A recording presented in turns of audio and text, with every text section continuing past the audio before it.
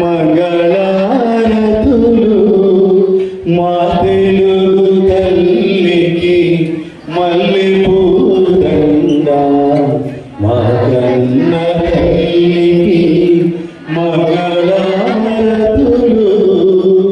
కడుపులో బంగారు కనుచూపులో కరుణ చిరునవ్వులో సిరులు దొరలించు మా తల్లి. సోషల్ అసిస్టెంట్గా పనిచేసి రిటైర్ అయ్యారు సారు. రేవూరి ప్రభాకర్ రావు సార్ కానీ గుర్తుండొచ్చు. సోమరపాడులో దరిదాపు 21 సంవత్సరాలు ఆ సారు. నమస్కారాలు.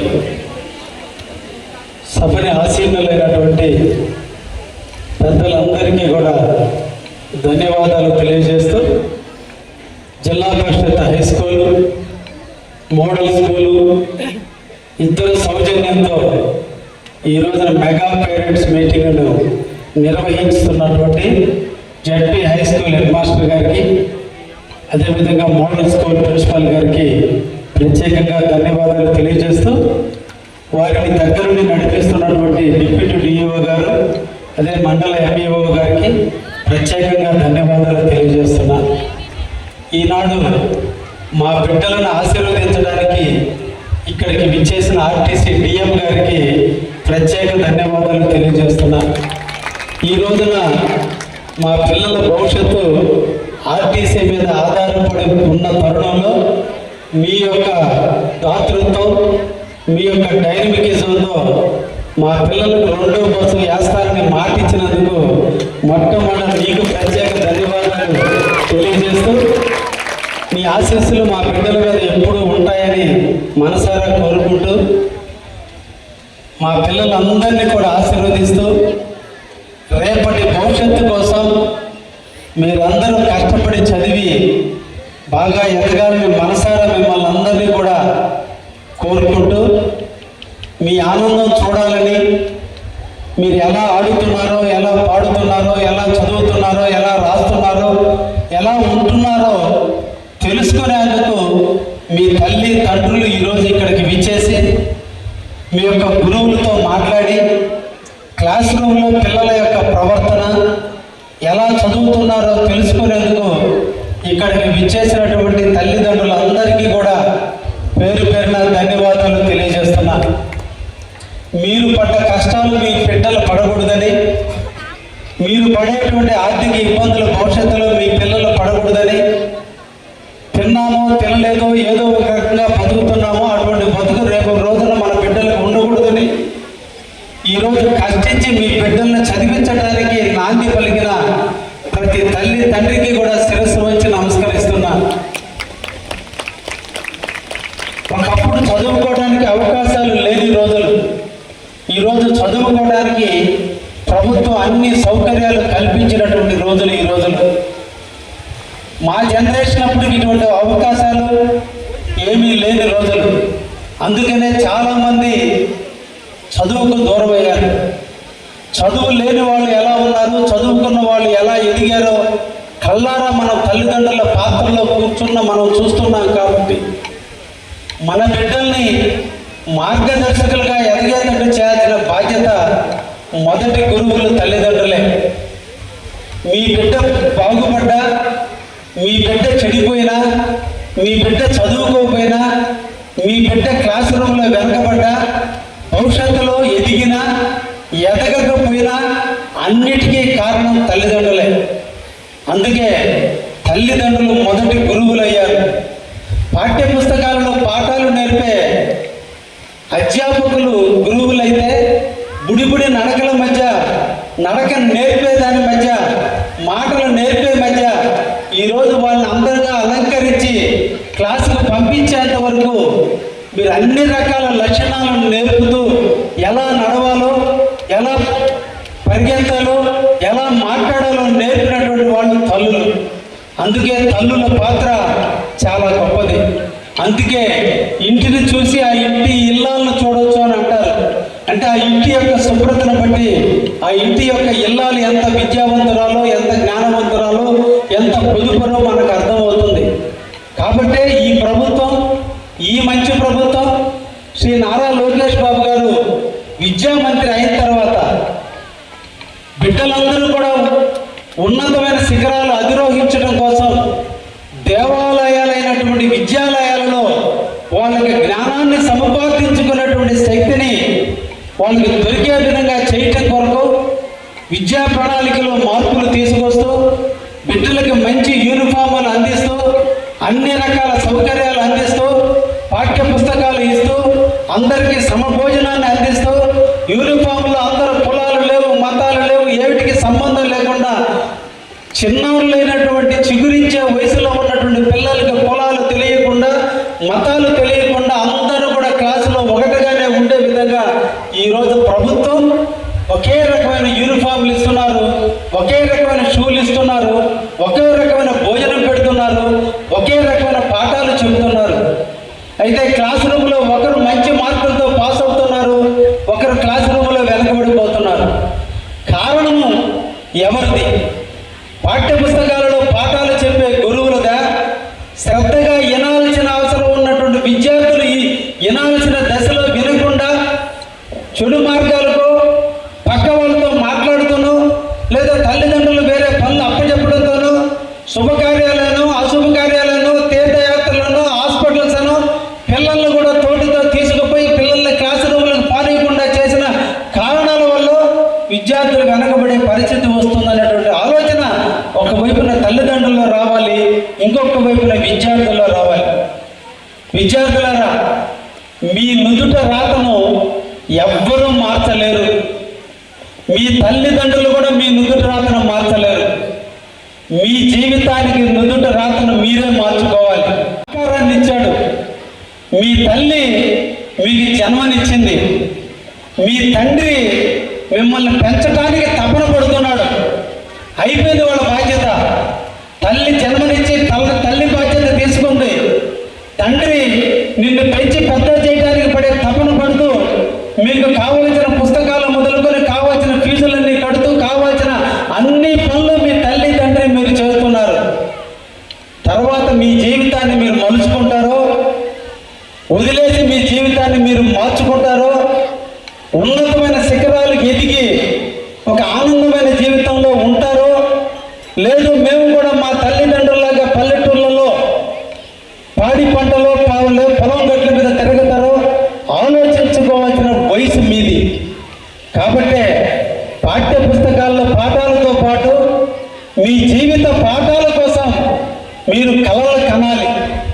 మీ అందరి వయసు 15 సంవత్సరాల దగ్గర పడుతుంది. ఇంకొక 10 సంవత్సరాలు అంటే మీ జీవితంలో 25 సంవత్సరాలు మీరు ఫలమానంగా తీసుకుంటే, 25 సంవత్సరాలు మీరు కష్టపడగలిగితే, బంధువులకు దూరంగా, స్నేహితులకు దూరంగా, చుట్టాలకు దూరంగా, టీవీలకు దూరంగా ఒక 10 సంవత్సరాలు మీరు కష్టపడగలిగితే, తర్వాత వచ్చే 60 సంవత్సరాలు మీరు సుఖంగా జీవిస్తారు.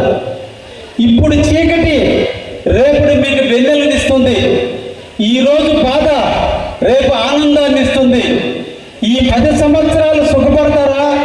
ఈ 10 సంవత్సరాలు కష్టపడి 60 సంవత్సరాల ఆనందాన్ని పొందుతారా అనేది మీరు ఆలోచించుకోవాలి. నిరంతరం కూడా మీ గురువులు మీకు పాఠాల రూపంలో క్లాసుల్లో మీకు రోజు మోటివేషన్ చేస్తూనే ఉంటారు. ఇప్పుడే ఇక్కడ 2 విద్యార్థుల్ని సన్మానం చేశాం. ఒక అబ్బాయి ఆంధ్ర యూనివర్సిటీలో బీటెక్ చేశాడు. ఇంకొక అబ్బాయి IIITలో ఈరోజు బీటెక్ సీట్ వచ్చింది. వాళ్ళిద్దరూ కూడా ఈరోజు గురువులు నా చేత సన్మానించారు.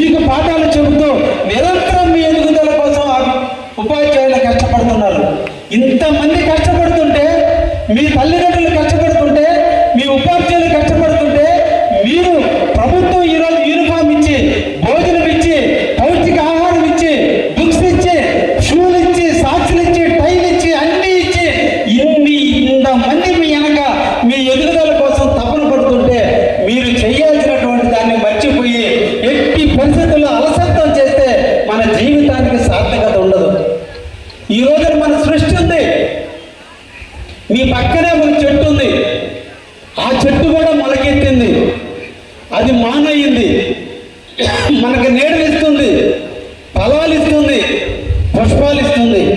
అది కూడా ఏదో చనిపోతుంది. మన ఇంటి దగ్గర గేదెలు ఉన్నాయి, అవి కూడా పుడుతున్నాయి, అవి కూడా చనిపోతున్నాయి. వాటికి మనకి తేడా ఏంటి? మనకి దేవుడు నోట్లో మాట్లాడే హక్కు ఇచ్చాడు. ఈ సృష్టిలో 84 లక్షల జీవరాశులు ఉన్నాయి. 84 లక్షల జీవరాశులు ఉన్నాయి.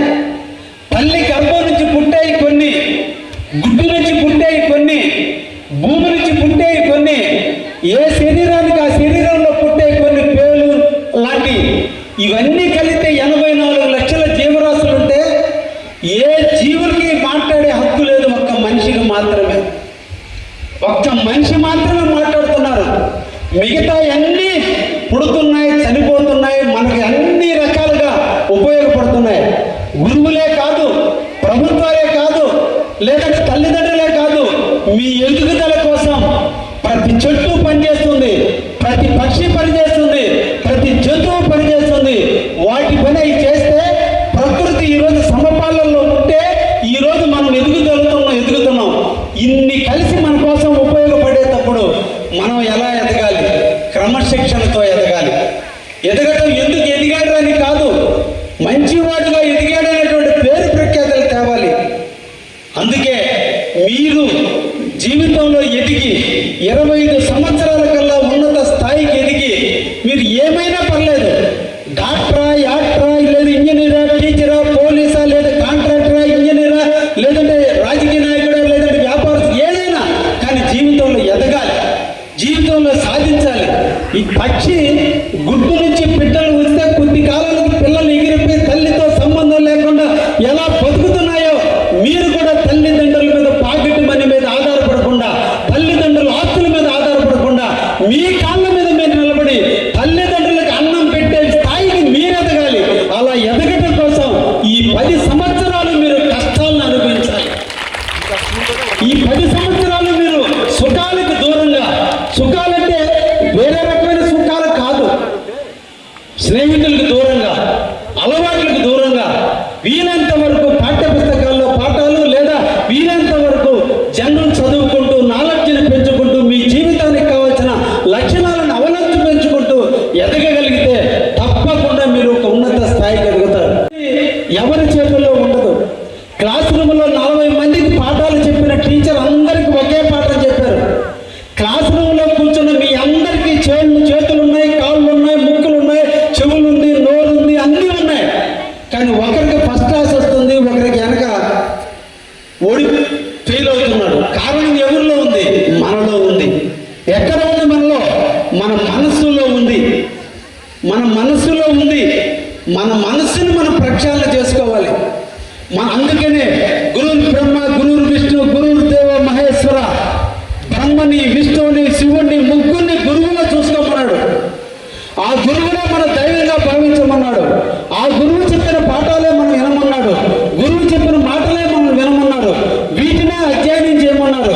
ఎప్పుడైతే వీటిని మనం అధ్యయనం చేస్తామో, వాటిని వంట పట్టించుకుంటామో, వాటిని మనం అవలంబించుకుంటామో మనకు ఉన్నతమైన స్థాయికి వస్తాం. ఈరోజు ఒక్కసారి ఆలోచించండి. మీరు సినిమా పోతాం, మనం సినిమా హాల్లో మనం కూర్చుంటాం. 3 గంటల పాటు మన డబ్బులు ఇచ్చి సినిమా హాల్లో కూర్చొని 3 గంటల సినిమా చూస్తే ఆ కథ, ఆ స్టోరీ 30 సంవత్సరాలు మనకు గుర్తుంది. ఎట్టొచ్చింది అది? క్లాస్ రూమ్లో పాఠాలు చెప్పిన గురువు క్లాస్ రూమ్ దాటిపోగానే మనకు గుర్తుండటం లేదు. కానీ సినిమా మనకు గుర్తుంది. దాన్ని ఇష్టంగా చూస్తున్నాం, ఇది కష్టంగా చూస్తున్నాం. దీన్ని కూడా ఇష్టంగా మలుచుకుంటే, ఇది కూడా మీకు ఇష్టంగా మలుచుకుంటే ఆ ఇష్టమే మీకు అదృష్టంగా వరిస్తుంది. ఆ అదృష్టమే మీ కాళ్ళ దగ్గర ఉంటుంది. అది ఇష్టం కాబట్టి సినిమా స్టోరీ గుర్తుంది. ఇంద్రియాలను జయించారు. మీ కళ్ళు ఏకాగ్రత ఉంది. మీ చెవులు శబ్దాలకి అంకితం అయిపోయింది. మీ కళ్ళు, మీ చెవులు 2 ఏకీకృతమైన వేళ ఆ సినిమా స్టోరీ మీ యొక్క హృదయాల్లో నిండిపోయింది. క్లాస్ రూమ్లో కూడా మీరు అలాగే ఉండాలి. మీ చూపులు, మీ మనస్సు, మీ చెవులు ఎప్పుడు గురువు చెప్పే పాఠాల వైపే ఉన్నట్టయితే మీరు కూడా అందరూ క్లాసులో ఫస్ట్లో రాగలుగుతారు. కాబట్టి మీ జీవితాన్ని మలుచుకోవాల్సిన అవసరం ఉంది. ఒక్కటి ఆలోచించండి.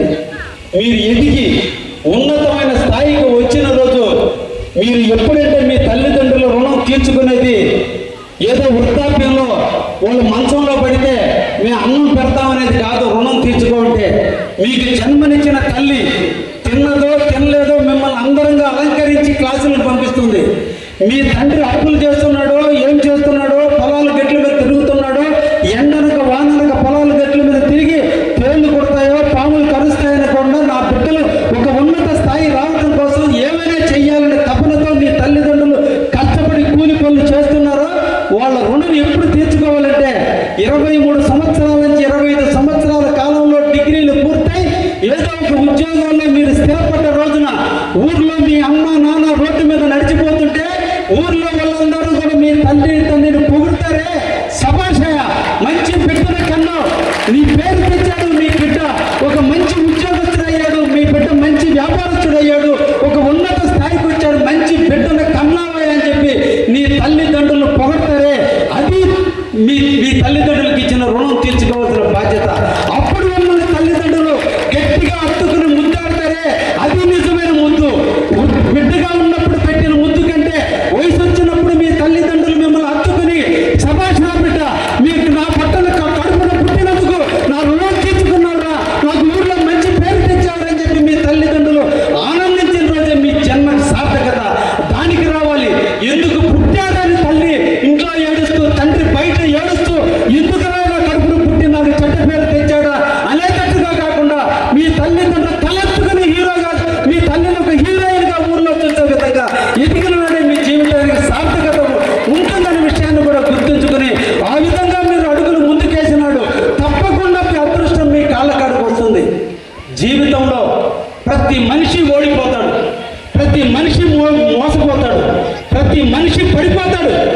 చిన్నప్పుడు దోగాడే టైంలో లేచి నిలబడటానికి కొన్ని వందల సార్లు పడితే మనం నిలవాలని, లేచి నడవాలని తపనతో జ్ఞానం లేని చిన్నపిల్లలుగా ఉన్నప్పుడే మీరు ఒంటి మీద దెబ్బలు తగిలినా ఎట్ట లేచి నిలబడి పరిగెత్తారో మీ జీవితంలో కూడా ఓడిపోయినప్పుడు ఇంకొకసారి ఓడిపోకుండా ఉండడానికి కావాల్సిన లక్షణాలు నేర్చుకోవాలి.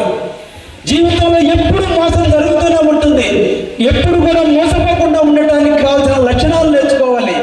ఓడిపోకూడదు, మోసపోకూడదు, పడిపోకుండా ఉండడం కోసం జీవితంలో ఎప్పుడు కూడా ఎదగడానికి ప్రయత్నం చేసి మీ ఉజ్వల భవిష్యత్తు కోసం మీరు బారులు వేయాలని, తప్పకుండా మీరు మన ప్రాంతానికి మంచి పేరు తేవాలని. ఈ రోజు మీరు కింద కూర్చున్న మీరు ఇదే స్కూల్కి ఏదో ఒక రోజున మీరు ఉన్నతమైన స్థాయికి వచ్చి ఒక ఐఏఎస్ గానో ఒక ఐపీఎస్ గానో ఒక ఉన్నత శిఖరాలను అధిరోహించి ఈ స్కూల్కి మళ్ళా మీరు గెస్ట్గా వచ్చి ఈ రోజున స్టేజీ మీద మేము ఎలాగా మాట్లాడుతున్నామో అలాగా మాట్లాడే స్థాయికి వచ్చిన రోజే అది జీవితానికి సార్థకత. నేను చదువుకున్న స్కూల్లో అదే స్కూల్కి నేను గెస్ట్గా రావడం అంటే ఒక అదృష్టం. ఆ అదృష్టం కోసం ఎన్నో కఠోరమైన రాత్రులు సాధించాలి. ఈ సందర్భం నేను కూడా మీకంటే ఉన్నతమైనటువంటి తక్కువ ఆర్థిక స్థితిలో ఉన్నట్టు పుట్టుకొచ్చినటువంటి వాడిని. ఆ రోజుల్లో సదుపాయాలు లేవు. నా గ్రామం నుంచి బ్రాహ్మణ కాకనే స్కూల్కి పోవాలంటే 3 కిలోమీటర్లు నడిచిపోవాలి. ఆ రోజు బస్సులు లేవు, ఆర్టీసీలో తీసుకుపోయేది లేదు, టికెట్ ఇచ్చి తీసుకుపోవాలి. టికెట్లు ఇవ్వడానికి డబ్బులు ఉండేవి కాదు, నడిచిపోయి చదివాం. 7వ తరగతిలో ఎమ్మగోళ సినిమాకి పోతే మా నాన్న ఎదురుకి కట్టిన తాడు పుడుపు తీసుకొచ్చి సినిమాల్లో కొట్టాడు నన్ను. ఆ రోజు ఆయన కొట్టబట్టే ఈ రోజు మీకు నాయకుడు కాగలిగా.